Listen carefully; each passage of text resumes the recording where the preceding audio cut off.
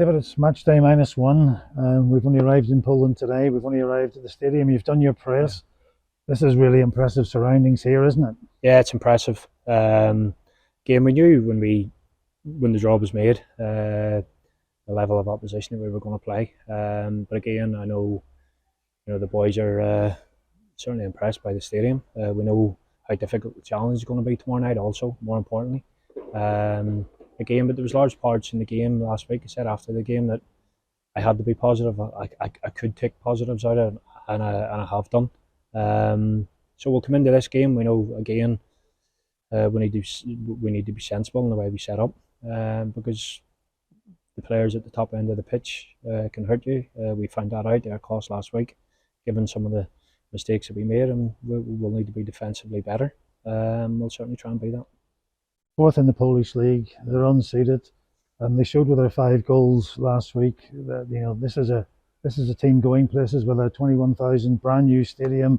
But what an experience for our players to be here, isn't it? Yeah, it's a great challenge, and again, you see the younger players. Some of them have been in European competition before, some haven't. It's a great learning curve for them, and it's important that even though they may not play, that they learn from the experience and they learn from others around them. For me as the manager, it's important then that I try and pick the right team, I try and pick the right setup to make sure it gives us the best chance of getting a good result tomorrow night.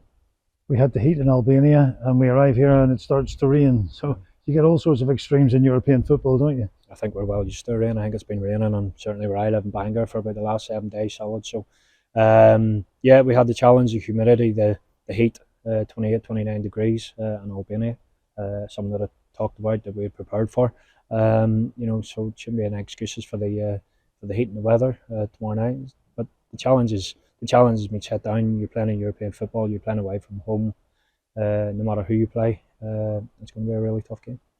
I think I was told yesterday there's 13,000 tickets in the home end sold, and there's 57 supporters who've come all this way, in spite of the scoreline, to cheer us on tomorrow. Tremendous support, isn't it? Yeah, great credit. And again, I knew how difficult it was for them to get to Albania, and to make the effort again. There's probably quite a few who were in Albania still making the effort to come here. It's greatly appreciated. It always is, and it always has been. I know the sacrifices that some of these supporters make and have made in previous season. And as the manager, I've been on record numerous times to say, for me, the privileges and the challenges of managing this great club.